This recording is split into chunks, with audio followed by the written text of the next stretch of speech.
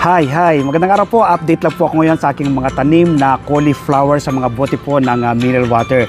Na-amaze po ako, no? Dahil meron na po siyang flower. Yan po, meron po siyang flower, no? Bukod po dyan, yan po ang ating mga tanim. Napakaganda po nila sa mga bote po ng mineral water. Ang cauliflower po ay tinatanim siya through seeds, ano? Kapag pwede nyo pong ipunla, pwede nyo pong direct planting. Kapag 2 inches na po ang laki, kapag pinunla po ninyo, i-transplanta po ninyo sa mga ganitong bote. Ang lupa po na aking ginagamit, 60% buwagag na lupa, 20% ay vermicast, paunang pataba.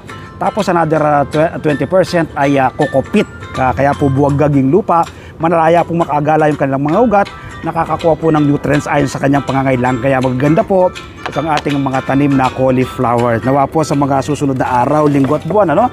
May tanim rin po kayo ng cauliflower. Salamat po!